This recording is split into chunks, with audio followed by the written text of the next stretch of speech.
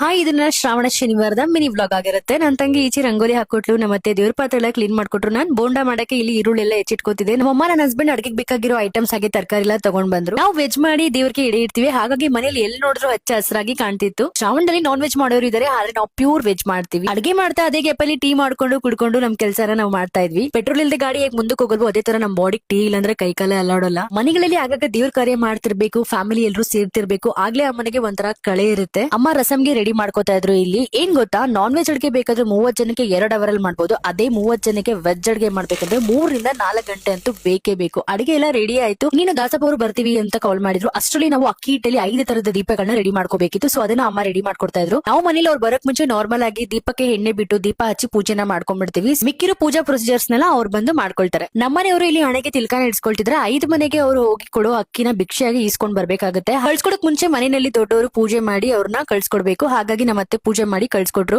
ದೇವರಿಗೆ ಮೊದಲನೇ ನೈವೇದ್ಯ ಇವರು ಈಚೆ ಹೋಗಿ ತರೋ ಹಕ್ಕಿನಲ್ಲಿ ಪೊಂಗಲ್ ಮಾಡಿ ಇಡ್ಬೇಕು. ಸೊ ಅದನ್ನ ನಾವು ದೇವರಿಗೆ ಮೊದಲನೇ ನೈವೇದ್ಯವಾಗಿ ಇಡ್ತೀವಿ. ಅವ್ರು ಬರೋ ತನಕ ನಾವು ಈಚೆ ನಿಂತ್ಕೊಂಡು ವೇಟ್ ಮಾಡ್ತಿದ್ವಿ. ಅಷ್ಟರಲ್ಲಿ ಮನೆಗೆ ದಾಸಪ್ಪನವ್ರು ಬಂದು ಪೂಜೆಗೆ ಮೊದಲು ಎಲ್ರು ಬಂದು ಹಣೆಗೆ ನಾಮನ ಇಡ್ಸ್ಕೊಳ್ಳಿ ಅಂತ ಎಲ್ಲರಿಗೂ ನಾಮನ ಇಟ್ರು. ಮನೇಲಿ ಎಲ್ರು ದೇವರ ನಾಮನ ಹಣೆಗೆ ಇಡ್ಸ್ಕೊಂಡು ಪೂಜೆ ಶುರು ಮಾಡ್ಕೊಂಡ್ವಿ. ನಾವು ಮನೇಲಿ ಏನೇ ಪೂಜೆ ಮಾಡಿದ್ರು ಅದ್ರ ಬಗ್ಗೆ ಕಂಪ್ಲೀಟ್ ಆಗಿ ತಿಳಿದಿರೋ ದಾಸಪ್ಪ ಅವರು ಬಂದ್ ಮಾಡಿ ಹೋದ್ರೆ ಏನೋ ಒಂಥರ ಮನೆಗೆ ಪಾಸಿಟಿವ್ ವೈಬ್ರೇಷನ್ ಅನ್ಸುತ್ತೆ. ಆ ಜಾಗಟೆ ಸೌಂಡ್, ಆ ಶಂಕ ಸೌಂಡ್ ಏನೋ ಒಂಥರ ಮೈ ರೋಮಾಂಚನ ಅನ್ಸುತ್ತೆ. ಅವರು ಪೂಜೆ ಮುಗಿಸಿದ್ಮೇಲೆ ನಾವೆಲ್ಲ ಸೇರಿ ಒಂದ್ಸಲ ಗೋವಿಂದ ಗೋವಿಂದ ಅಂತ ಹೇಳಿ ಬಂದಿರೋರಿಗೆ ಊಟ ಬಡ್ಸಕ್ ಶುರು ಮಾಡುತ್ತೆ. ಹಾಗೆ ಇಲ್ಲಿ ಊಟಕ್ಕೆ ಮೊಸರನ್ನ, ಕೋಸಂಬರಿ, ತಿಳಿ ರಸಂ, ತರಕಾರಿ ಸಾಂಬಾರ್, ಪುಳಿಯೋಗರೆ, ವೈಟ್ ರೈಸ್, ಈರುಳ್ಳಿ, ಬೋಂಡಾ, ಬಾಳೆಕಾಯಿ ಫ್ರೈ, ಕಾಳುಗೊಜ್ಜು, ಹಾಗೆ ಸಿಹಿ ಪೊಂಗಲ್. ಎಲ್ಲರೂ ಸೇರಿ ಖುಷಿಯಾಗಿ ಊಟ ಮಾಡಿ ಮನೆ ಕಡೆ ಹೊರಟ್ರು. ಸೊ ಫೈನಲಿ ಶ್ರೀಮದ್ ರಮಣ ಗೋವಿಂದ ಗೋವಿಂದ ಅಂತ ಹೇಳಿ ನನ್ನ ವ್ಲಾಗ್ ನ ಮುಗಿಸ್ತಾ ಇದ್ದೀನಿ. ಸೊ ನಿಮ್ಗೆ ನನ್ನ ವಿಡಿಯೋ ಇಷ್ಟ ಆಗಿದ್ರೆ ಲೈಕ್, ಶೇರ್, ಕಮೆಂಟ್ ಮಾಡಿ. ತಪ್ಪದೆ ನನ್ನ ಪೇಜ್ ನ ಫಾಲೋ ಮಾಡಿ. Thank you.